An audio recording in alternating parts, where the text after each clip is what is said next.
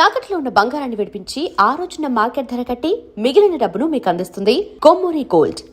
అనగానే ముందు హిడ్మా అందరు గుర్తుకొస్తుంటారు. మీకు ఎప్పుడైనా కనపడ్డాడమ్మా? ఇడుమా మేము ఎప్పటికీ కలిసేది, ఇడుమానికి ఎప్పటికీ కలిసేది.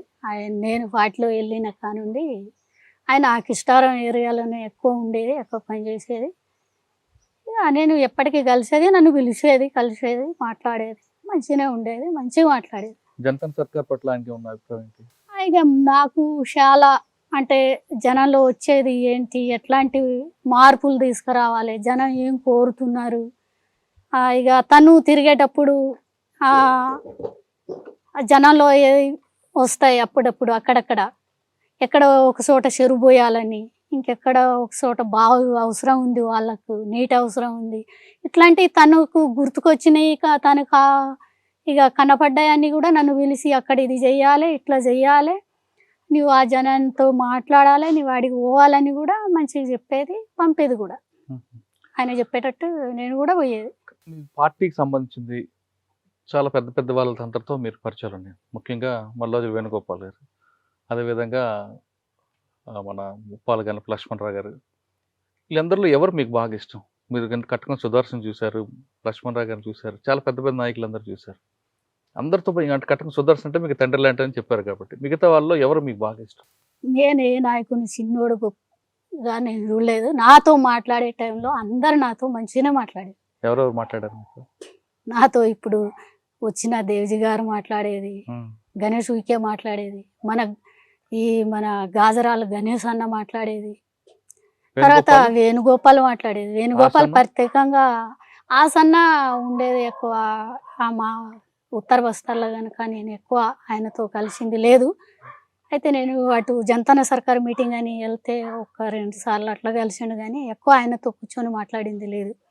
అయితే గణేష్ ఉయికే, గణేష్ అన్న, తర్వాత ఇక కట్కన్ సుదర్శను, వేణుగోపాలు, రాజుదాదా, కోసదాదా, ఇక తర్వాత మన గణపతి, వీళ్ళందరితో కలిసిన గణపతి గారికి మీరంటే ఎందుకు ఇష్టం? అందరు ఇష్టం, తను కూడా ఇష్టం. ఎందుకంటే జనతా సర్కార్లలో ఫస్ట్ నుండి నేను పని చేసుకుంటూ వస్తున్నా. ఇక దాన్ని నడిపించేది ఎట్లా అని నువ్వు నేర్చుకున్నావు, నువ్వు నడిపించగలవు అనేది ఎక్కువ ఇష్టపడేది. మీరు చెప్పిన పేర్లలో 2-3 తప్ప మిగతా అందరూ ఆయన అమరులయ్యారు. ఆ వార్త విన్నప్పుడు ఏమనిపించింది? బాధ అయింది, తట్టుకోలేనంత బాధ.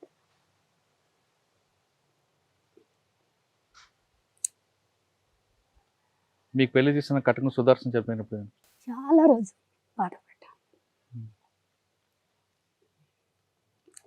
సంవత్సరం పట్టింది కోలుకోవడానికి. ఇటువైపు బాగా యువకుడైన హిడ్మా చనిపోయినప్పుడు ఇప్పటికి కూడా కోలుకోలేదు. రాజు దాదా, కోసాదాదా చనిపోయినప్పుడు అదంతా అందుకనే నేను ఇట్లా అయిపోయినా. ఒకవైపు జబ్బు, ఇంకొక వైపు ఈ అమరుల త్యాగాలు, ఇవన్నీ చూస్తే ఇప్పుడు కూడా అసలు నేను అడవిలో ఉన్నప్పుడు కూడా అంత అక్కడ ఈ 2005లలో అంటే 2025లలో నుండి తిన్నది దొరకంది తక్కువ, తినలేదు అనుకోవాలి. కానీ ఇప్పుడు ఇక్కడ వచ్చినాక జనం పెట్టిండ్రు, మనకు తెలిసిన వాళ్ళు అంత అన్నం పెట్టిండ్రు, కానీ తినేది తక్కువ. ఎందుకంటే ఇంతమంది నాయకులను మేము కోల్పోతున్నాం.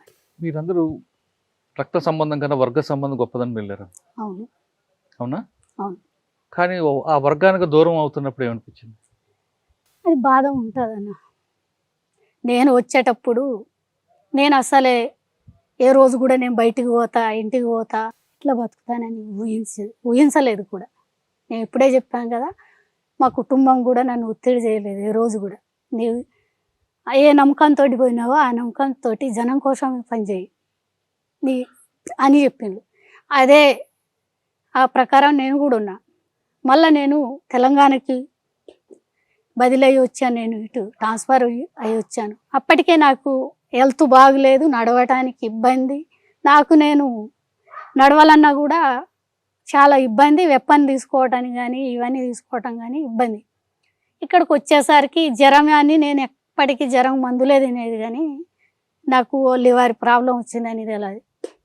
ఇక్కడికి వచ్చాక పరీక్షలు చేయించినాక లివర్లో ప్రాబ్లం వచ్చింది. అది ఎంత మేరకు ఉందని తెలియదు. అయితే బయటికే పంపాలి, లేదంటే కష్టం.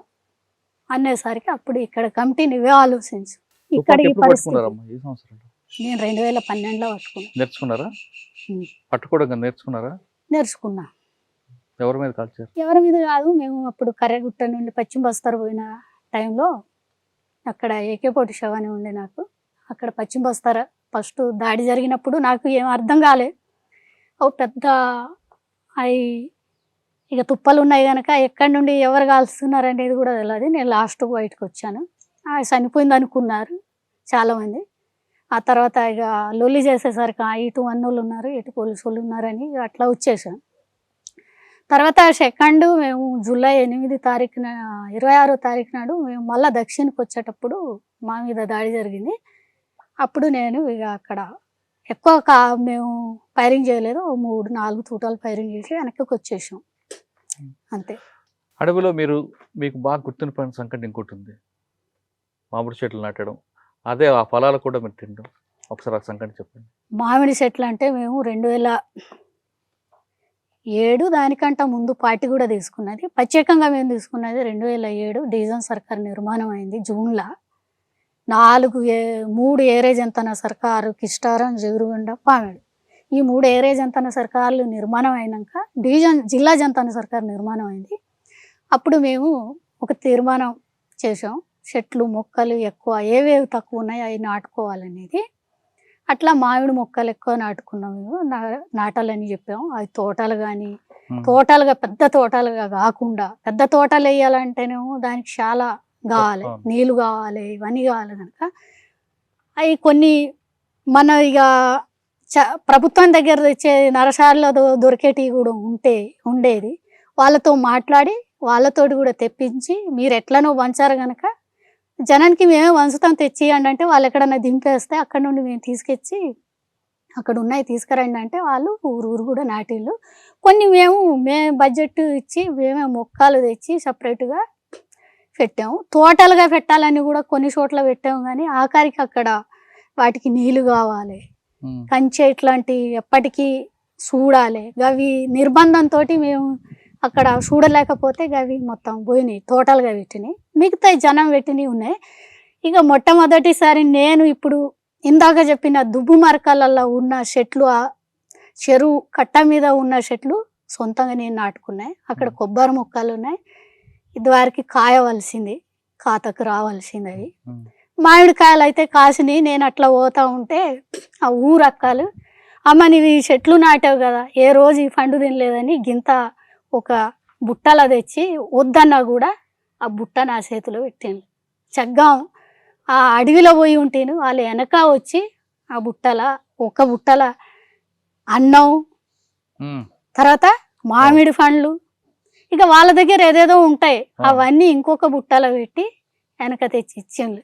ఎందుకు ఇవన్నీ అంటే మా దగ్గర క్యాంప్ వస్తుంది కదా, రేపు నువ్వు మా ఊర్లో కొత్తవు రావు, ఏమవుతావు బిడ్డ మాకు తెలియదు, ఇవాళనే మేము పెట్టింది నువ్వు తినిపోవాలి, నీవు ఏ తల్లి కడుపులో పుట్టావు కానీ మా ఊరు బిడ్డలాగా మాకు ఇగో చెరువు పోయించావు, ఇగో వ్యవసాయాన్ని నేర్పావు, మా బతుకులలో మార్పు తెచ్చావు బిడ్డ, ఒక్క బుక్క తినేదానికి ఏమైందని వాళ్ళు అన్నం పెట్టిండ్రు. వాళ్ళు తెచ్చేసరికి మేము ఒక 10 మంది ఉన్నాం, ఆనే కూర్చున్నాం, అన్నం తిన్నాం, ఓ బుర్రాల నీళ్ళు తెచ్చిండ్రు తిన్నాం.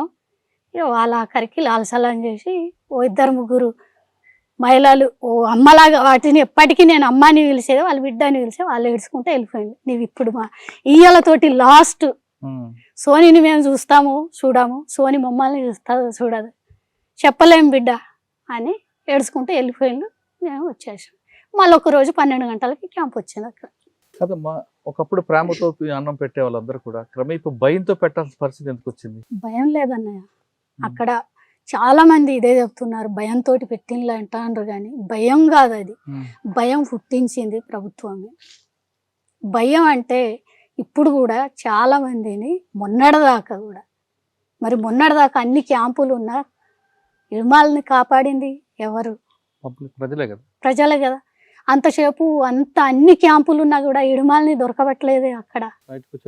అవును, చాలా మంది బయటకు వచ్చినాక అరెస్ట్ కావటం కానీ చనిపోవటం కానీ జరిగింది. అక్కడ ఉన్నప్పుడు అన్ని దాడులు జరిగినా ఏ ఇంట్లోనో ఎక్కడనో ఆ గడ్డి మేట్లలోనూ ఇంకెక్కడనో దాచిపెట్టి 3-4 రోజులు, వారం రోజులు దాచిపెట్టింది ఉంది మరి. కాదమ్మా, ఒకవైపు పైన డ్రోన్లు, కిందన పోలీసులు, ఇన్ని తిరుగుతున్నా మీరు ఎలా దాక్కునేవారు? ఇక అది అక్కడ ఉన్నప్పుడు ఆ సిచ్యువేషన్ అది వేరే ఉంటది. దాక్కోవటం ఎట్లా, ఏం చేసుడు అనేది. ఒక ప్రాంతం నుంచి ఒక ప్రాంతంకి వెళ్ళాలంటే దాదాపు 15-20 కిలోమీటర్లు ఉంటాయి. ఎన్ని రోజులు పట్టేదమ్మా? మామూలు 1 కిలోమీటర్ నడడానికే మా కాళ్ళు నొప్పి పెడుతుంటాయి. పోవచ్చు, ఒక రోజు అంత పోతే పోవచ్చు. అది ఎండనా వాననా దాన్ని బట్టి ఉంటది నడక. కష్టపడాలి, దేనికైనా తెగించిపోతున్నాం గనక ఆ నొప్పి అనేది కానీ బాధ అనేది కానీ ఉండదు. ఉన్నా కూడా సాధించగలం. మీరు అనుకున్న లక్ష్యం నెరవేరిందా అసలు? ఏమో నేను చెప్పినా ఇంకొకళ్ళు చెప్పినా ఓ మేరకు జనానికి నా వంతు నేను వాళ్ళకు ఎలాంటి స్వార్థం లేకుండా పనిచేశాననేదే నా ఫీలింగ్. అంటే నేను నా లక్ష్యాన్ని నెరవేర్చాను, నా లక్ష్యం సాధించానని నేను చెప్పట్లేదు, అది పార్టీ కూడా చెప్పదు. మీరు అనుకున్నది కొంత మేరకు సాధించారు మీరు అనుకుంటున్నారు, కానీ మీకు జన్మనిచ్చిన కుటుంబానికి ఏమైనా ఆదుకున్నారా? నేను ఇంతవరకు ఏం ఆదుకోలేదు. అదే ఏరియాలో తిరిగేది కానీ మా కుటుంబాన్ని 2012లో కలిశాను గంతే. అంటే మరి మీకు జన్మనిచ్చిన వాళ్ళకి మీరు రుణం తీర్చుకోరా? తీర్చుకోవాలి, కానీ నేను వచ్చిందే జనం కోసమని. అట్లాంటి నా కుటుంబంలాగా ఎంతోమంది జనం, అమ్మాలు నాన్నోళ్ళు ఉన్నారు, బాధపడుతున్నారు. అందులో నా కుటుంబం ఒక భాగం, వాళ్ళు కూడా సభ్యులు అనుకుంటా. ఎందుకు మాకు బయటికి రావాల్సింది? అనారోగ్య సమస్యలా లేదంటే ఆపరేషన్ కగారు ప్రారంభమైందని? అట్లాంటిది ఏం లేదు. లాస్ట్ చివరి దాకా కూడా నేను ఇప్పుడు ఈ లివారీ సమస్య వచ్చింది, ఇన్ఫెక్షన్ అయిందని డాక్టర్ చెప్పేదాకా కూడా నేను మందులు తిని నాకు అక్కడే నయం అవుతుందేమో, నాకు మందులు తెప్పించండి అని నేను వాదించేదాన్ని. ఇక్కడ తెలంగాణకు వచ్చినప్పుడు కూడా బయటికి రాకముందు ఓ 2-3 రోజులు తర్వాత నువ్వే ఆలోచించాలని పార్టీ చెప్పింది. దామోదారు కూడా చెప్పింది, నువ్వు ఆలోచించాలి. ఏ ఊర్లో పెడతాం, ఊర్లో పెట్టినా నువ్వు అరెస్ట్ అవుతావు, నువ్వు టార్గెట్, బయటికి పంపినా అరెస్ట్ అవుతావు, నువ్వే ఆలోచించు. అయితే నేను పార్టీని వదిలిపెట్టి ఎట్లా పోవాలి? ఇన్ని సంవత్సరాలు పనిచేసి, బాల్యం నుండి ఇన్ని సంవత్సరాలు పనిచేసి వదిలిపెట్టి ఎట్లా పోవాలి? నేను నా కుటుంబాన్ని వదిలిపెట్టి వచ్చింది చాలా. అప్పుడు నేను నా కుటుంబాన్ని వదిలిపెడుతున్నా అనేది ఏ బాధ లేదు, కానీ ఇయ్యాలైతే మొత్తానికి ఈ బాధ నేను తట్టుకోలేను. నేను పోను, ఇప్పుడు పోయి ఏడ బతకాలి, ఏం చేయాలి అని నేను చాలా మొండిగా ఉన్నా. అయితే నువ్వే ఆలోచించాలి, నీ నిర్ణయం ప్రకారం మేము ఆలోచించుతాం. ఇక్కడైతే నువ్వు బతకలేవు, అరెస్ట్ అయితే ట్రీట్మెంట్ మంచిగా జరగదు, నువ్వు ఆలోచించు అనేసరికి నేను అక్కడ ఉన్నానంటే నాతో 10 మంది ఉండాలి. వాళ్ళని ఎందుకు ఇబ్బంది పెట్టాలి నా కోసం? అంటే నన్ను మొయ్యడము ఇది అది చేయవలసి వస్తుంది. ఇదంతా నా కోసం 10 మంది సావటం ఎందుకు వాళ్ళకి ఈ టైంలో? అదేదో ఇక్కడ దాడి జరగదని కాదు, ఇక్కడ కూడా రేపు దాడి జరుగుతుంది. నా కోసం వాళ్ళని బాధ పెట్టొద్దు, సరే పార్టీ అనుకున్నట్టు నేను పోతా అని ఆఖరి నిర్ణయం తీసుకొని నేను చెప్పేసరికి నేను ఏ రోజు చెప్పానో అదే రోజు ఏపీడి పెట్టి పంపించింది. లేటు కూడా చేయలే. ఈమె మళ్ళీ తర్వాత బోన్ అంటది. ఎక్కడ పెట్టారు ఏపీటీ మీకు? అది నాకు తెలియదు, ఎక్కడ అనేది కూడా తెలియదు. అడవిలోంచి బయటికి రావడానికి ఎన్ని గంటలు పట్టింది? నాకు అప్పటికి నేను గడియారం ఇవన్నీ ఇచ్చి వచ్చేసాను. పోతున్నాననే మాట ఎప్పుడు అట్లా కమిటీ ముందు పెట్టాను, అప్పటి నుండి నేను అన్నమే బంద్ పెట్టాను. ఎన్ని గంటలు పట్టింది రోడ్డు మీద రావడం? నేను టైం ఏం చూడలేదన్న. రోడ్డు మీకు వచ్చి వెంటనే పోలీస్ స్టేషన్కి వచ్చారా? ఇక పోలీసులకు రావటం అంటే ఎట్లా రావటం అన్నది ఇక నాకు తెలియదు. ఆ నైట్ తీసుకొచ్చిండ్రు, ఎక్కడి నుండి తీసుకొచ్చిండ్రో ఏందో నాకైతే తెలియదు. నేను అట్లా ఆ వెహికల్ మీద కూర్చున్నాను అంటే ఇక హైదరాబాద్ వెళ్ళేదాకా నాకు తెలియదు. వచ్చిన తర్వాత ఒకప్పుడు ఆ ఊరు వెళ్ళారా మీరు? పుట్టిన ఊరికి ఇంతవరకు పోలేదు. బయట ప్రపంచం చూసారు, ఏమనిపిస్తుంది హైదరాబాద్ చూడగానే?